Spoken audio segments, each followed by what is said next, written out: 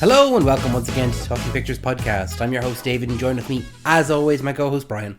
Brian, how are you today? Did you see the trailer? Brian, I hate it when you say, did you see the trailer? Because I really hope I did. Maybe I avoided it. But no. What's the trailer? Trailer of the week. Hit me with it. 28 years later. Oh, 28 years later. See, the tough thing about doing this podcast is sometimes I just forget. Like, it's been a week. First world problems. We didn't do a trailer of the week last week either. So we didn't need to. Yeah, you got like 2 weeks of trailers to pick. But yeah, 28 years later, great trailer. I can't believe people... Did you see... I don't know if you've seen this online. Of course I have. There's one infected that's walking around and people are like, oh, first look at Cillian Murphy. And I'm like, that's not Cillian Murphy. That's not Cillian Murphy. It's been debunked. It has. Yeah, the guy who it is has come out. And I was like, you think that they're going to announce, oh, Cillian Murphy is back for 28 years later. Yeah. And they're going to have him as an infected and they're going to reveal that in the trailer? Come on. I like the way the infected rises up from the field. Mm-hmm. It happens so quick, blink and you miss it. Mm-hmm. And, David, when you didn't think it was going to be worse, the trailer opens up. What are the kids watching? Oh, David. They're watching the Teletubbies. No! The poor little Teletubbies. Not the fucking Teletubbies. The Teletubbies are the most frightening thing ever put to screen. Really? You think What? The fucking Teletubbies! I didn't realise you need such an innate fear of the Teletubbies. You need to understand when those kids... I bet those are tapes. I bet they're recorded. They have to, yeah. I bet they're not live. When that trailer opens up and oh no, not the Teletubbies, and they're all in sync when they tip their toes forward in the little musical note, and your one comes into the room, major vibes from 28 weeks later. That opening, kids all huddled up in a room. They're not all her children. I bet that's already past the initial outbreak. I bet they're like 1 month into the outbreak, maybe 2 weeks. I bet they're already, because she storms in as she if knows something's going on, as if it's happening. And then I looked this up. This is a poem from Rudy Kipling with that chant, that poem. I think soldiers kind of chant that. Yeah, it's like a military style and chant. The repeated excessive and heaviness of there is no discharge from the war. There's no dialogue in this, but it was just all visuals. And it really captured the tone of the original two. There was this one shot of the field and a tree in the middle, and there are all these silhouettes of infected storming towards you, and there's just one standing still. That captured everything in what you expect from these movies. And then there's one where a giant infected is chasing after someone and it's cut off from the neck down, so you can't see his face, but you see it's massive. And it feels like it was shot in a high frame rate, but it was slowed down because you know it's fast, but it still looks slow to watch. Jodie Comer's in it and Ray Fiennes is in it, and of course Cillian Murphy's supposed to be coming back, but we don't know what capacity.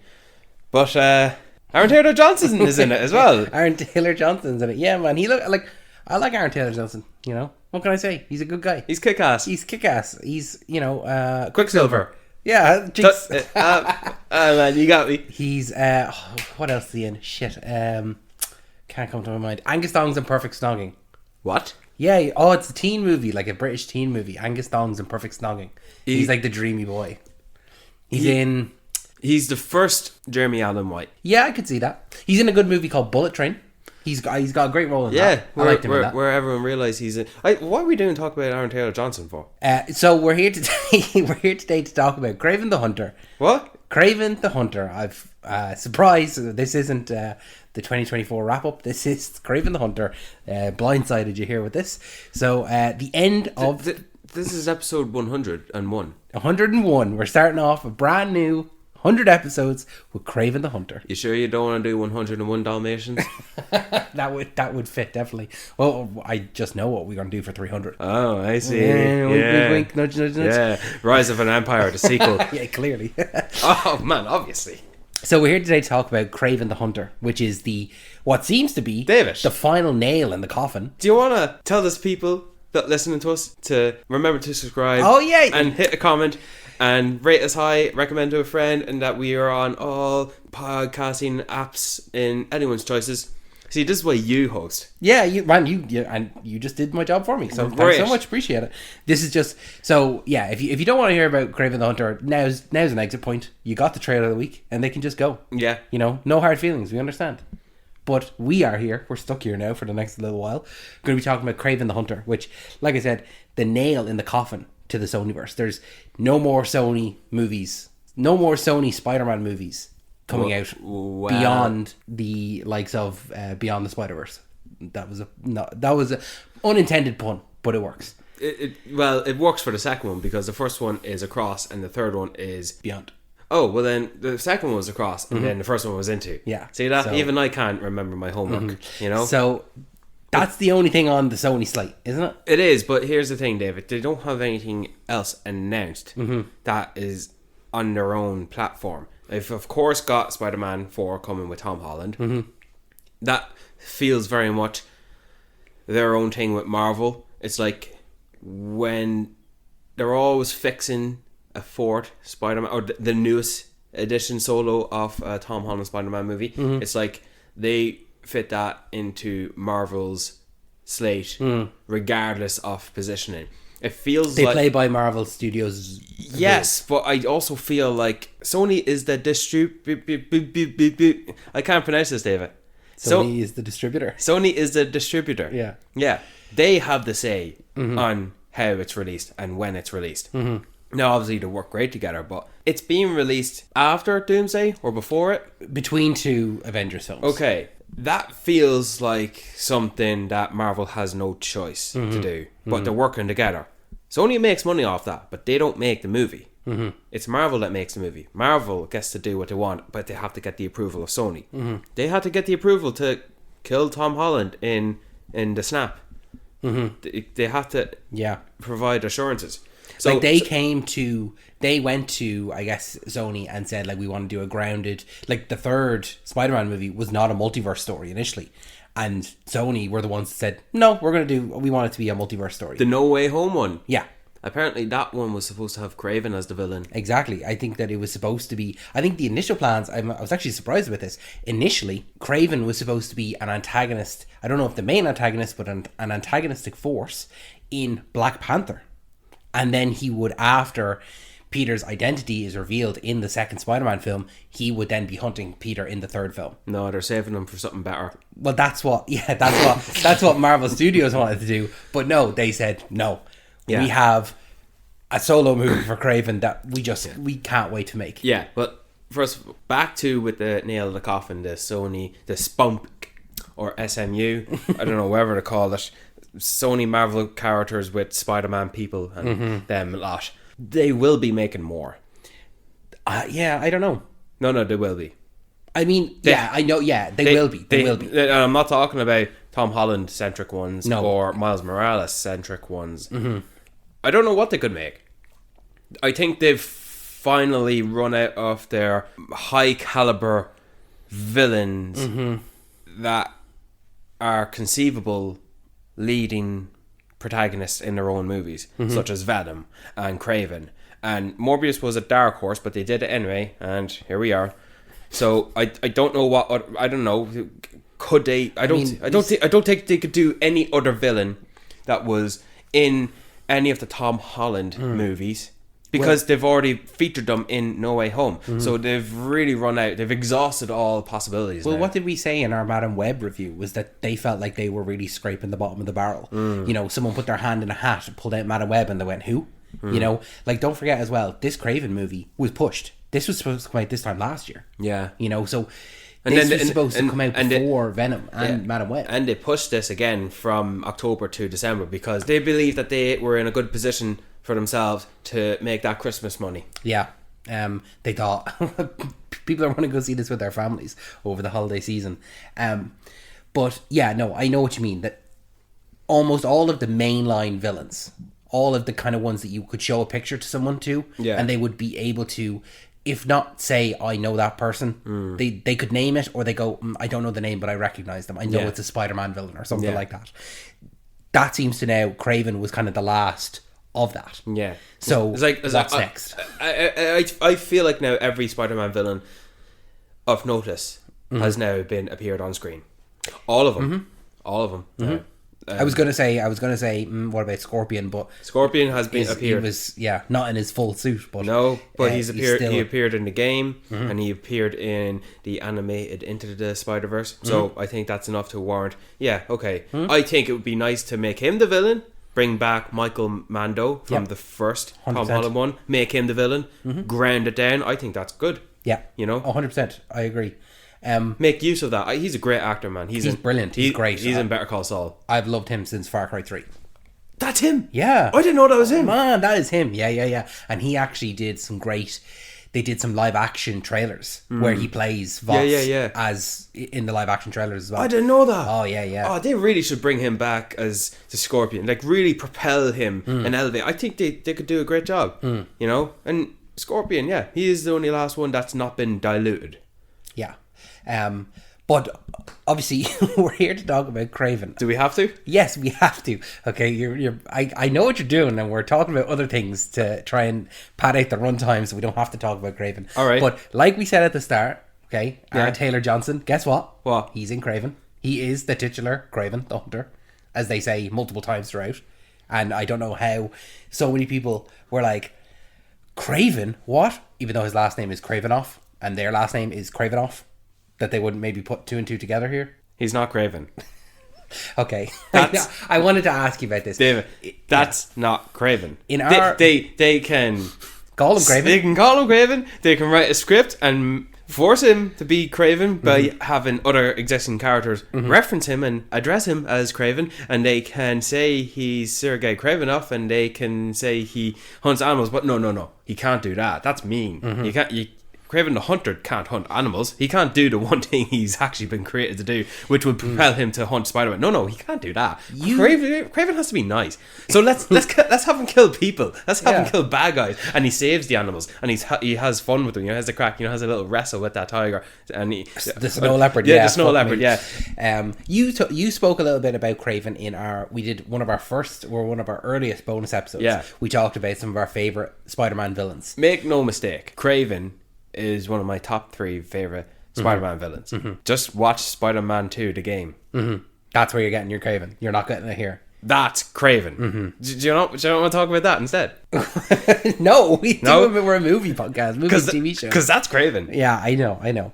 And my understanding is that Kraven is not supposed to have super abilities. Yeah. He's supposed to be just as capable as the Punisher, or retrospectively, I don't know why I said retrospectively, Batman. Yeah. He's supposed to be as good as him. I remember that in the Spider-Man cartoons, Spider-Man, when he was under the Venom suit, but he wasn't fully Venom yet, he was fighting off the Punisher and Kraven. And I remember looking at Kraven, I think I said this in Spider-Man villains in our bonus episode, that like I just remember attaching my interest towards Kraven. Like he just looks so interesting. He looks so cool.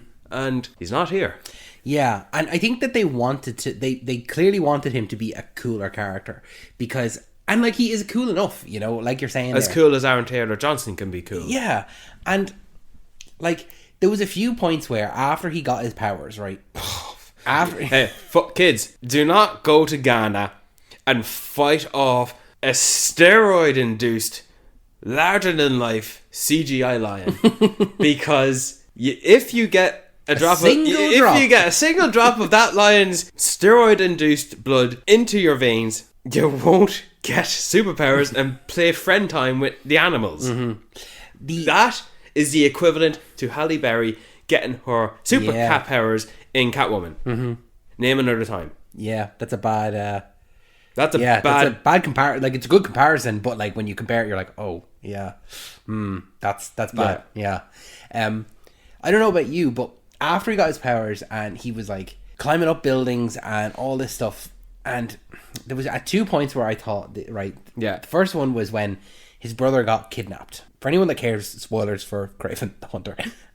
When his brother got kidnapped and he jumped out the window and he like kind of went into the window down the thing and jumped onto the ground. Yeah. I was like, this is like, I would expect that from the Incredible Hulk. I was expecting that movement. Like, it was just, he was so like beefy, or like, I just couldn't, he was just so fake that I was like, this looks like the Incredible Hulk. Like, this feels like they're gonna put this guy up to fight the Incredible Hulk, and like he was running after the car and he was stopping the car and like kicking it away, and I'm like, this feels like the Hulk.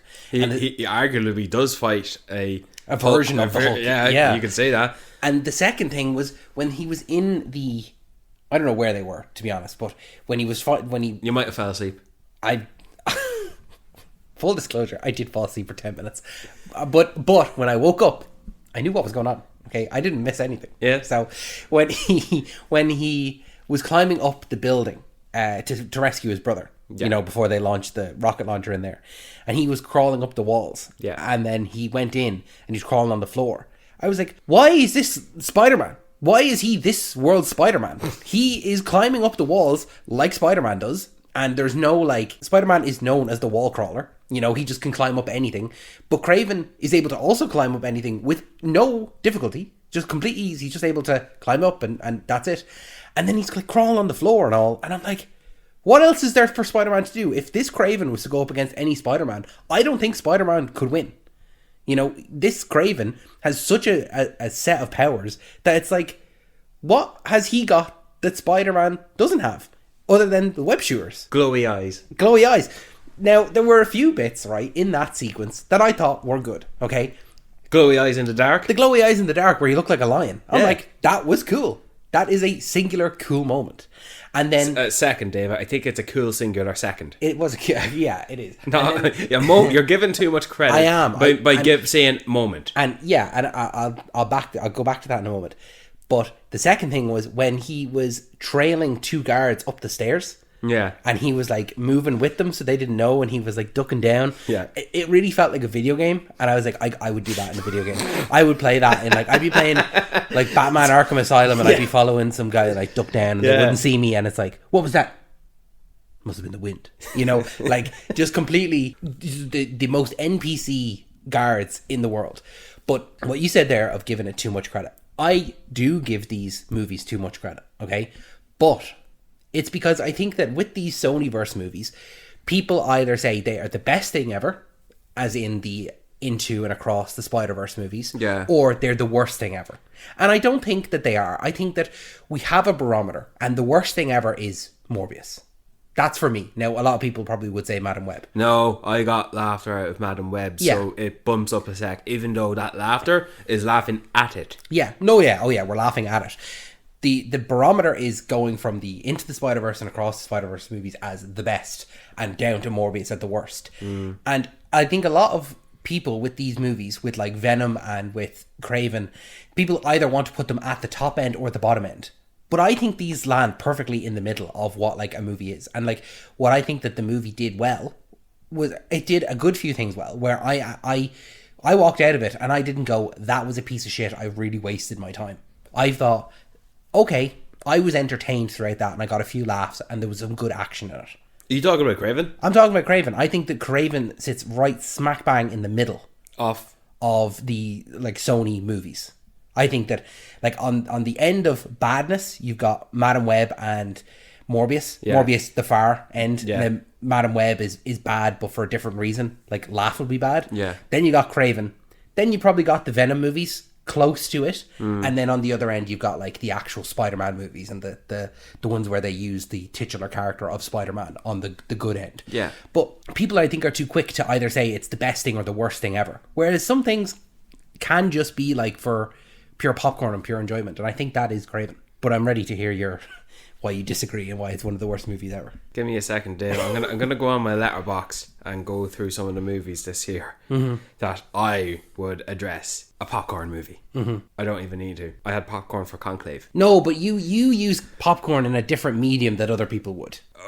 We don't need to get into that. Yeah, okay. When I'm talking popcorn, I mean like you're not there for something to make you really think and something to go home with and you go, oh yeah, that was one of the best films of the year. No, David. Of course not. Yeah, I'm glad you got some fun out of that, right? Even though you fell asleep. They were the best 10 minutes of the whole film. This was fucking atrocious. Really? Yeah. I thought it was bad. Don't get me wrong. I'm not saying it's a good movie. I'd say, but it's right down the middle of like 2.5 stars out of 5. It's bad. It is bad. I think I might give it 1.5 stars, even though really? Even though that's the same rating I give it to Madam Web. But whereas I laughed at many things in Madam Web, there was nothing for me to latch something thrilling to. Whereas in Kraven I was able to latch myself to quite a few things. Probably something only unique as myself could say. For example, I like Alessandro Nivola. Forget if that's how you pronounce his name, but he was the Rhino, and you might recognize him as Billy from Jurassic Park 3. I will always know him now, upon recently, as Dickie Montesalti in The Many Saints of Newark. I like seeing Christopher Abbott there, an actor I've come to know recently because I'm paying attention to him because he's going to be the titular Wolfman in the upcoming Wolfman. And of course, I like seeing Russell Crowe appear up there as what some could say a more accurate sounding Kraven. And the fact that we've got another character in this that has always been referred to as the Chameleon, and he's Kraven's brother, and I believe that is lore in the comics. And so... And in the Spider-Man game. Well, reference, wasn't it? So there you go. So that's another thing as well.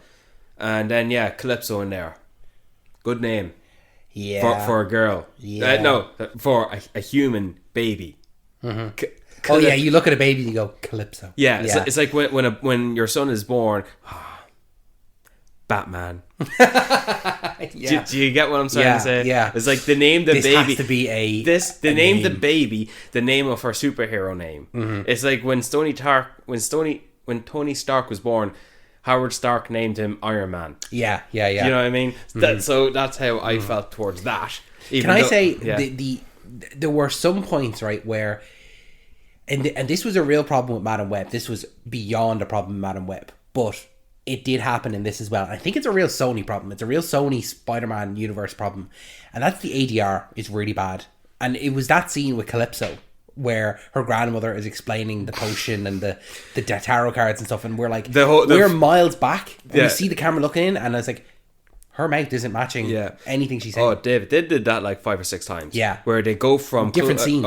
Multiple scenes where they have 2 characters and they're close up together, but then they'll cut way back in a massive wide shot. Even if it's in an interior room and 2 characters are just talking to each other because they probably didn't do a good job on the day. They did it a couple of times in that scene where she was explaining the potion, and it would cut to the back of them, and then it would cut to a shot of her holding the potion, and never to her face or anything like that until right at the end, like the last line of dialogue.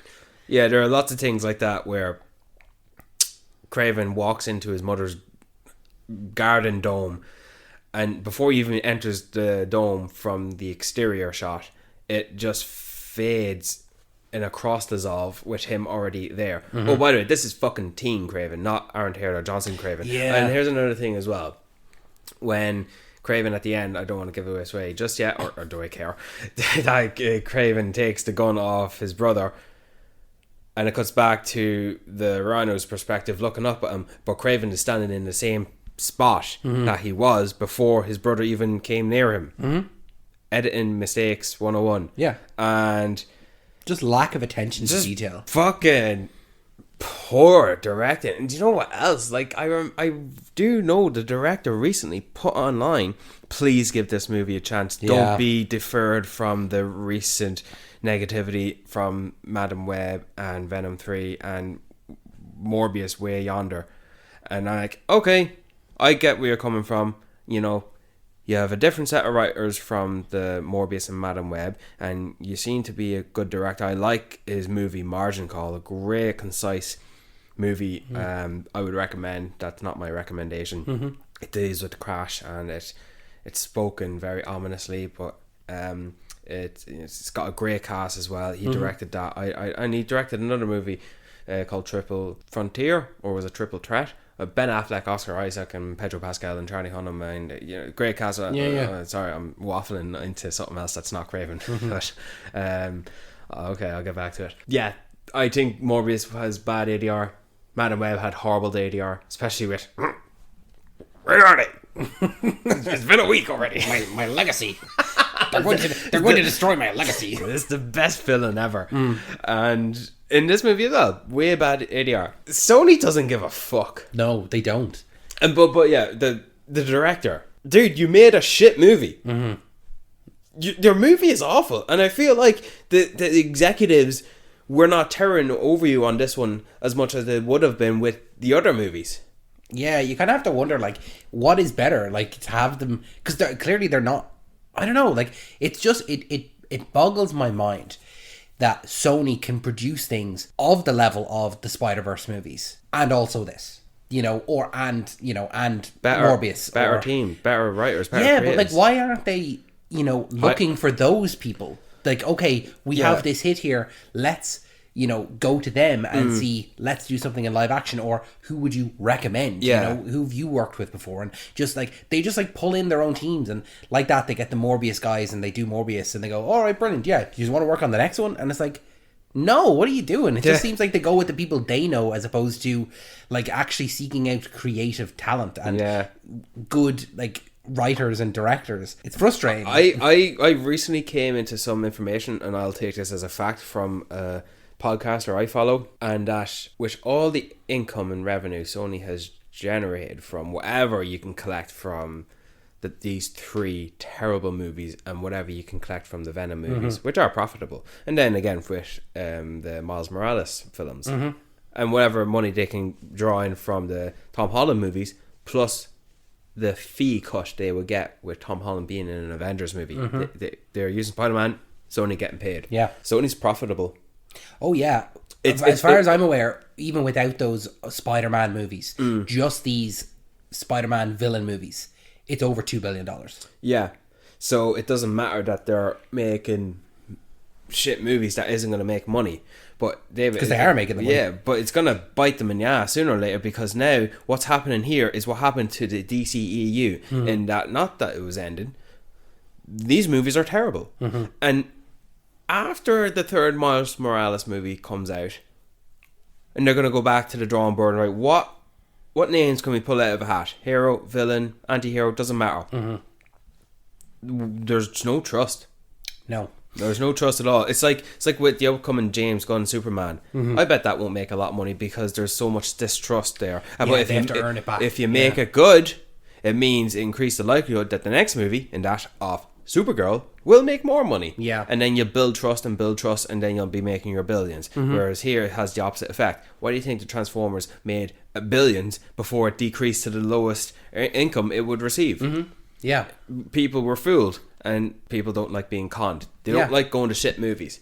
Yeah, no, and that's completely fair. Like, you're gonna lose the trust in the audience, and people aren't going to go. Like, I can confidently say I've seen every major superhero film. When Sony announced that they were doing an El Muerto movie, I put my hands up and I said, I will not see that movie. I do not care that is a superhero movie. And superhero movies I do enjoy, but I said I will not see that movie. Luckily, they got rid of it.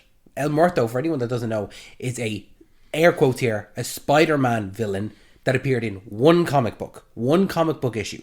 Not even like a full graphic novel, not even a full story arc, anything. He appeared in one issue, one 20-page issue, and they were like, yeah, let's make a movie about him. I was like, what are you doing? And that made me lose faith in them. Made me lose, like, they lost my goodwill, Oh man, Bad Bunny is on Muerto, man. Don't know. Well, the movie was supposed to come out January of this year, and it's nowhere to be seen. It hasn't filmed or anything like that, so I think it's off the slate. It's gone. Tying Bullet Train in again with Bad Bunny being in that, and Aaron Taylor Johnson being in that, and Brian Tyree Henry playing Miles Morales in that. Like, we're creating our own Aaron Taylor Johnson universe here. Next thing you know, Ryan Reynolds is going to be playing Uncle Ben, and Brad Pitt is going to be playing Aunt May. Can I talk about some of the things I did think were good in this? Because I think it's easy to go on the bad. It's easy to just poke at the bad. But I think there were some good things in this. What did you think was good? I was actually very impressed with some of the choreography of the fights and the fact that it was bloody.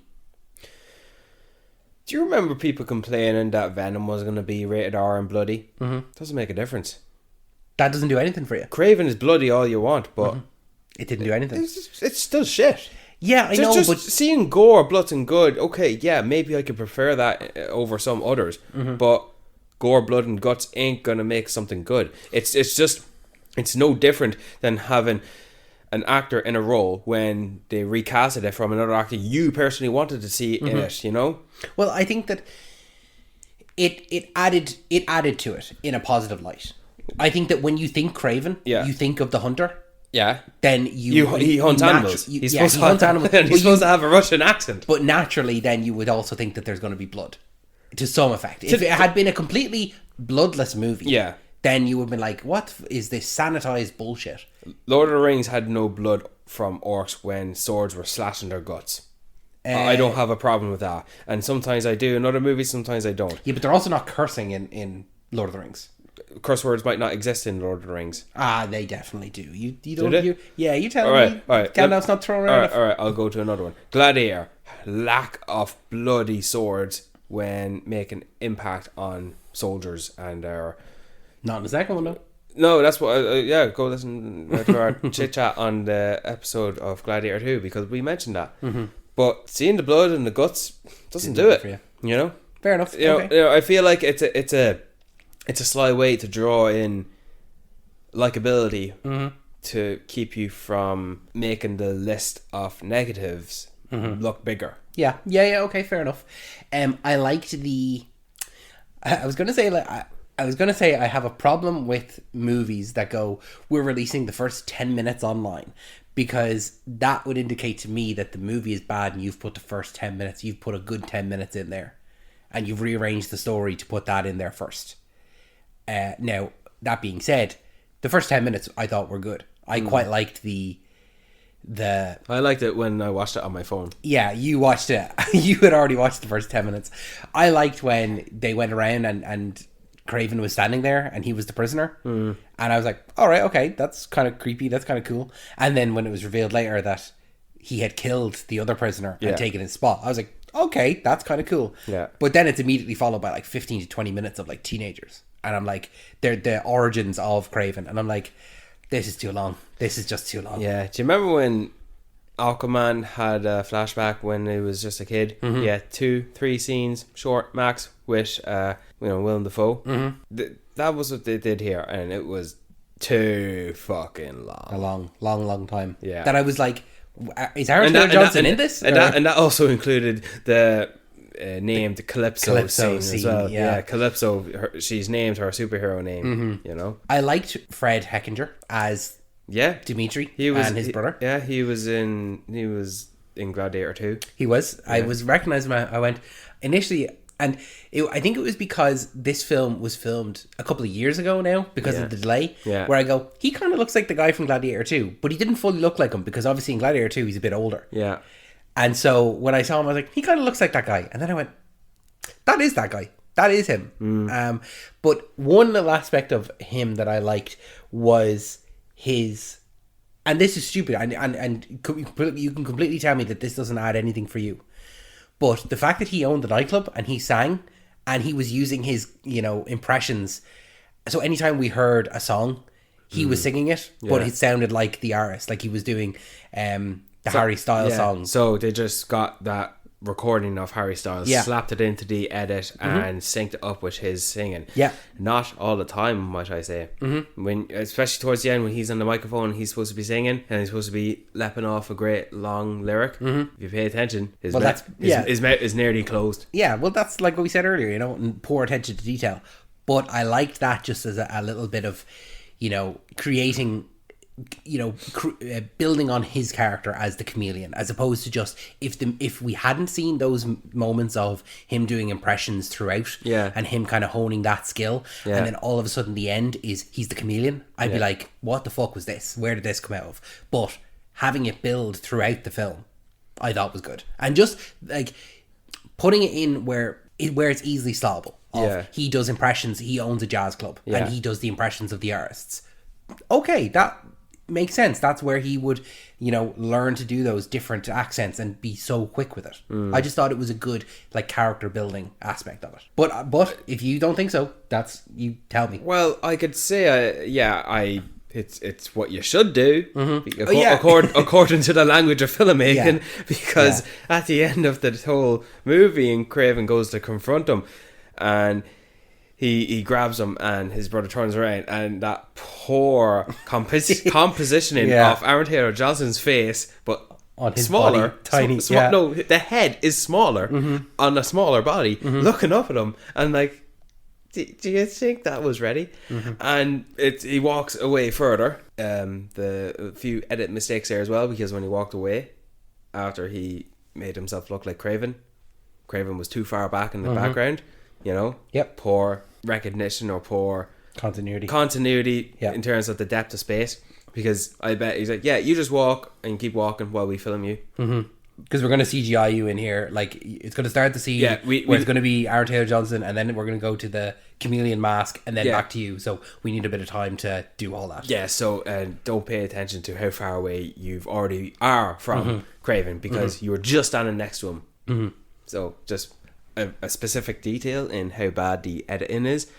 But when he changed his face, and okay, I guess that's what a depiction of the comedian would look like, with that alien looking face.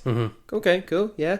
It's interesting to see. You did the right thing to foreshadow it, because that's what you're supposed to do. If you didn't foreshadow it, I'm going, well, what the fuck is this? And now that they have done it correctly, okay, great. Are you gonna do a sequel? No, I don't think so. And then there you go. It's a double-edged sword for me. Yeah. You could say I could say I agree with you. Let's say I do agree with you. In fact, I do agree with you. It was good in foreshadowing it, but that should be the base. That is the baseline, and I think I understand what you're saying. That should be done, and I'm giving it too much praise. It's setting up a sequel that we're not going to get. Yeah, and I think the comedian actually could serve as a great villain for Kraven. I think that's actually interesting. Someone who can't use his physical body to fight against Kraven, something that Kraven does, but something that is a chameleon, you know. Yeah, cool. Yeah, it's interesting. I like. It's interesting for something that we're not gonna get. Yeah. I thought it was funny that this movie has a lot of villains, right? And that was my son. They call him the chameleon. Okay, I guess he's chameleon then. I knew that because Wikipedia. And Christopher Abbott showed up and he says, "Do you know why they call me the foreigner?" I'm not from around here. There was. Do you say that when you're not from home? And just to keep climbing the ladder, right? In the scene, I think it was when you were asleep. Right? So I can't contribute to this at all. He's talking to these guys. Who? The guys who were shooting him. The rhino. Yeah, and he says, "But don't you want to know why they call me the rhino?"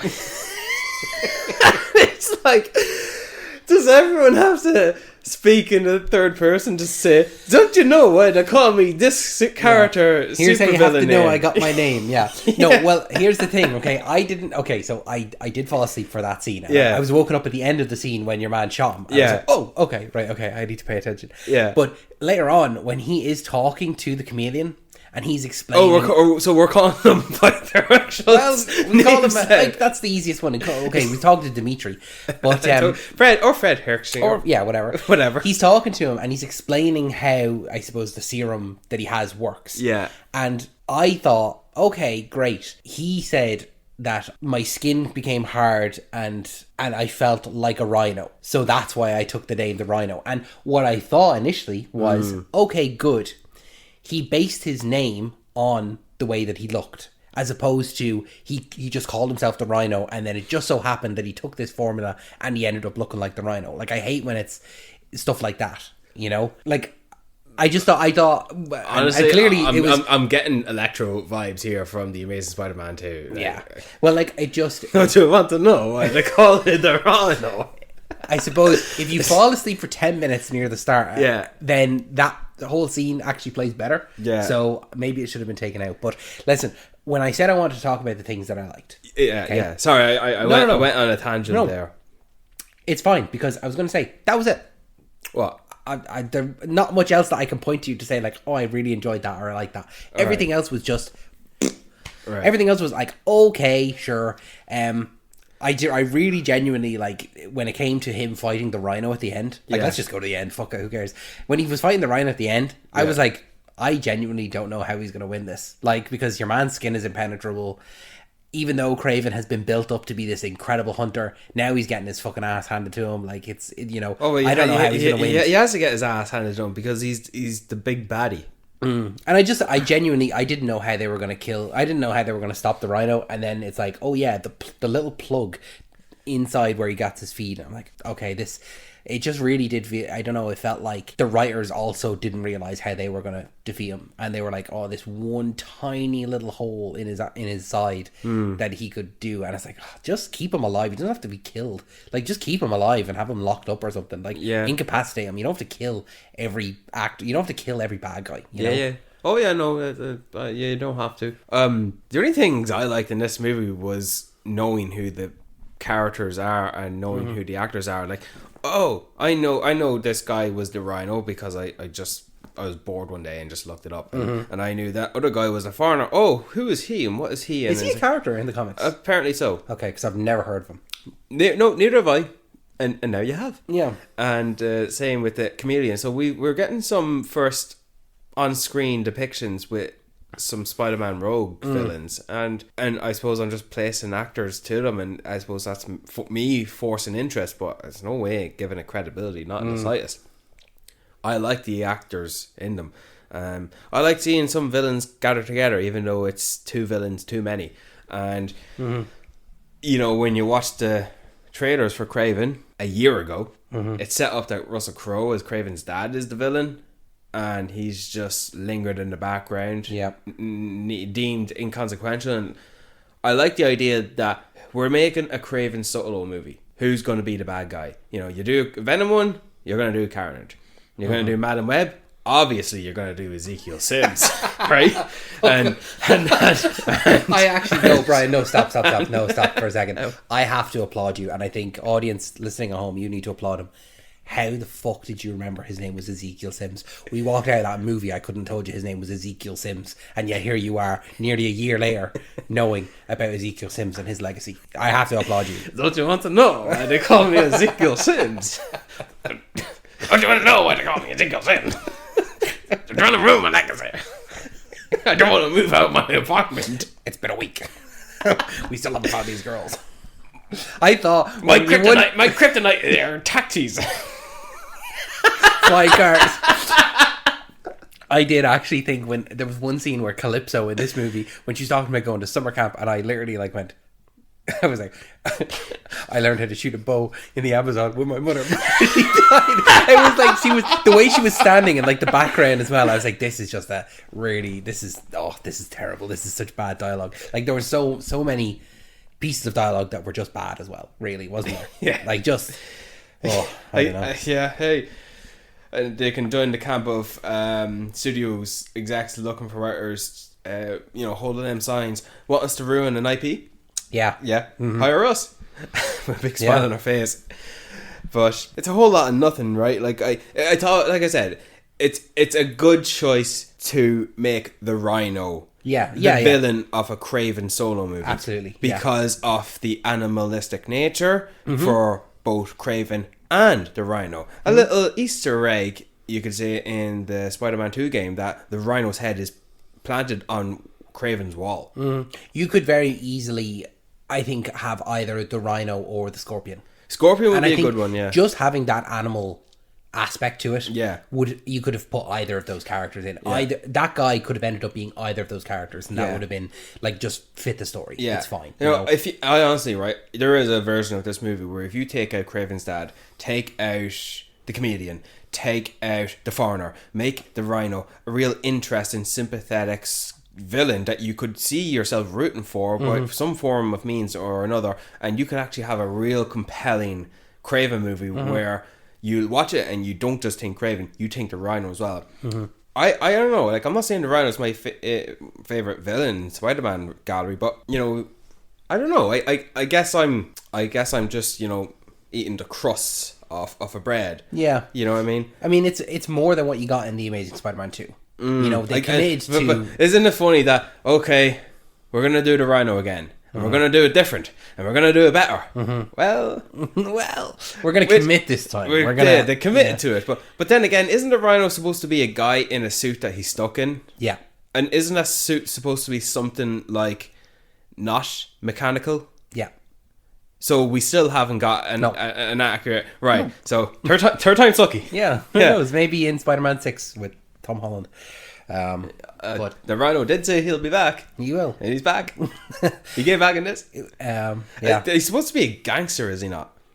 He, like, him and the Sandman, like, would team up in, like, the cartoons and stuff like that. Like, Yeah. they would rob banks together. Do you know? Like, they're not. There's no elevated layers in those No, things. definitely not. No.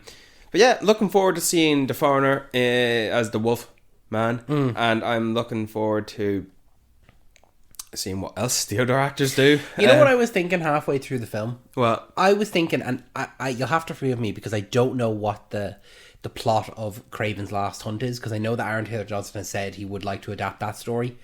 I would have think if we were going for like an R-rated Kraven movie, I would like to see maybe something in the style of Rambo, like have Kraven be the hunted party in it, like just set it all in the Amazon or something, you know, and just do it like that. Now it's a completely different movie to what we got, but I just thought of it and I was like, I probably would have rather see like a Rambo style Kraven movie. rather than this, Yeah, rather than this. Yeah. Sony doesn't give a fuck. Yeah, I know. Why? I don't know. They've lost my goodwill. Not that I had much to give them after some of the shit shows that they've given me. But like I said, I think the barometer is set now. And I think for me, Kraven lands firmly in the middle. For you, skewing further left towards it's at the bottom of the barrel. Yeah. I laughed more at Madam Web, but I still regret to say. I think technically, like on a technical level, this is a better movie. But Madam Web does have that laughing factor of you're laughing at it and this is so bad it's funny, you know. But even though I say that, in a year's time, you said, "Oh, David, we have to watch either Madam Web or Kraven again." I go Madam Web because of the laughter factor of it. We have to drink first, though. Oh, that would be fun. We have could to do that as a bonus episode. Yeah, we could do like a drunk review. Can we be drunk while we review it? We could be drunk while we watch it and review it. Yeah, could do that. That could be fun. Yeah. Anything else? Nope. I'm happy to cut it off there. But before we let these people go, have you got a recommendation? I do have a recommendation, David. Is it a good recommendation? Because probably not a whole lot of people are going to be listening to this one. Yes, it is a good recommendation. Whoa, okay, using a good recommendation. I think people should listen to every episode we do because you never know what we're going to recommend. Mm-hmm. It's a movie that was released yesterday, Tuesday the 17th, on Disney Plus. Mm-hmm. Documentary called Blink. Okay, I've not heard of this, but tell me. I've come to learn of Blink by one of those coming soon spotlight ads where they have a collage of all their things due to come in the rest of the month. And with this 10-second clip and narration of a mother saying how she and her husband are taking her children across the world to get them to visit and watch so many different things they would hear in books, like animals or locations or seeing the sights of everything else because of their rare genetic disorder that they've unfortunately been born with, which will end up making them blind. Okay, yeah. So she wants to get them to See, experience all these things before that takes over. I heard about that story like 2 years ago. I think it was maybe it was a year ago. But I remember just going through my Dr. Googles and I came across a story and I read about it. And this Canadian family, mother and father, they have 4 kids, and 3 of them are they've unfortunately been diagnosed with this disorder, which they will lose their sight. And so rather than taking the advice the doctor said, where because they're at such a young age, show them books so they know what a giraffe and an elephant and all that looks like, and show them all these things look like, and so they can know for context. Well, the mother and the father said, I'm not going to show these things to my kids in books when they have the sight now.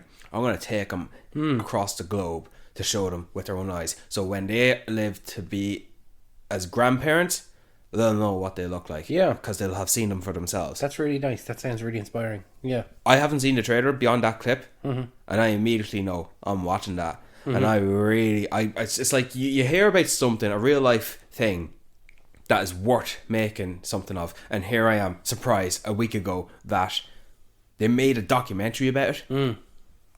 I'm watching that. Yeah, I'm fast tracking that up to my watch list. So it was just released yesterday and it's on Disney Plus, and in the event that not many people listen to us in this episode, I'm gonna talk about it again in our wrap up. Cool. Yeah. Good idea. I'm going to recommend... David, do you have a recommendation? See, David, I asked you, do you have a recommendation? Yeah, I do. I'm going to recommend Secret Level. And it's one I recommended before it came out. But it's released now. By the time this comes out, all of the episodes will have released. Exactly. This was so good. I only watched the first 2 episodes so far, having just recorded this. So, and I have to say, it was one of the most beautiful episodes I've ever seen of a TV show, and that was the Dungeons and Dragons episode. Yeah. And then immediately followed by the Sifu episode. Jinx.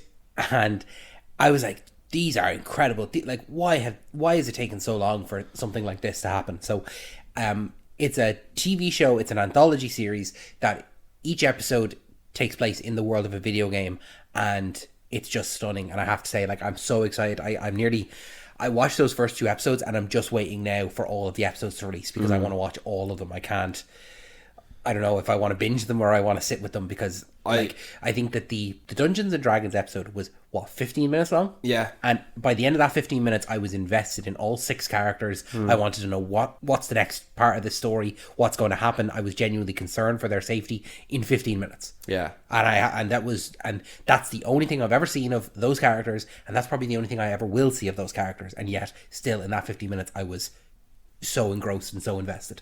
I've watched the 8 episodes already as of this recording. I can't say I have watched episodes 9 to 15. Yeah. The next 7. But as of right now, episode 5. Yeah. I've heard that. Well, from you. Yeah. From me, yeah. Episode 5 is, I think, objectively the best one. The best written, the best created. I won't even tell you which game it's on. No, and I've been avoiding that. I haven't been looking at what any episode is based on. Yeah. I'm just... Let's see what it is as it appears to me. Yeah, but I think you'll do yourself some justice if you do watch Love, Death and Robots, because if you're invested by characters in so little time, there's many episodes of Love, Death and Robots. There's a lot of them. So I think you'll find some that are like great. Like there's a few of them where I'm like going, I want a feature length of some of these things. Not one, I've not watched any of Love, Death and Robots at all. So if you end up coming to me saying, "Bro, I'm going to watch these," I'm going to make you watch the best ones last. Yeah, in my opinion, the best ones. I would actually. I would actually give you 3 lists as the lists that are not good in my opinion, the lists that are okay, and then the lists that are great. And you can watch them from not good to great, and then it's up to you as based on what you want to watch, whatever. So yeah, I think that'll be fun. Do that. Brian, thank you so much for sitting through this Kraven the Hunter. Can you believe that we're done the Sonyverse for now? So far, nothing else announced. Was it a universe? I don't know, because it seemed that they were building, because they did announce a Sinister Six movie. That's now taken off the slate. They announced it like 3 times in their life. Like, there's no. I think you and I can do some good. Intriguing. with the vulture and the end of the Morbius post-credit scene. Everyone knows Morbius. Sinister Six, clearly, right? Morbius, Vulture, Venom, Kraven, Ezekiel Sims. And the 6th member? Yeah. Sony can't count 6. El Muerto. El Muerto. We're going to do a Sinister Six movie with 5 characters. And I genuinely believe that they would. Yeah. It's like that picture I sent you the other day. It's like that picture I sent you, where it was just a little cartoon drawing I sent Brian, and it was a little meme of someone who's like, they're reading a book and it's called Blue, and they're like, oh man, I love this Blue movie, and then they read an article, it's like, oh, Blue the movie coming soon, and you're like, oh brilliant, I can't wait to see how they adapt this, I can't wait, I love this so much. And then the next image is them sitting in the theater with popcorn, and they're completely engulfed in a red light that just says Blue, and I'm like, yeah, you know what? That's the Sony movies. It's the promise of one thing, and it's just the complete opposite, and it's just bleh. It's awful. Yeah, in this case, doing a Kraven solo movie where Kraven, a Spider-Man villain with a Russian accent that hunts animals, not here, not this one. No, Kraven has to be nice. Has to be. He only kills the bad guys. He has to be a nice guy. Brian, thank you so much for joining me. Thank you so much for listening. If you made it all the way through, we really, really appreciate it. If you enjoyed this episode, make sure you subscribe to us on your favourite podcasting app of choice, as well as following us on all of our social medias. They're down the links below. We have bonus episodes every other weekend, and we've got a very, very special one upcoming this weekend. I have to say now, this is probably one of the best bonus episodes that we've ever done. So I'm sorry now that we've had to announce this in Kraven. So probably not a lot of people listening to it, but however, we don't have to announce it. No, I'm just saying, I'm not going to say what it is, but it's probably one of our best bonus episodes, and you put a lot of work into it, so I really want people to go listen to this. So make sure that if you haven't listened to any of our bonus episodes, you're listening to the one this weekend. Brian, any final words before we let these people go? Don't you want to know what they're calling it later on? Or?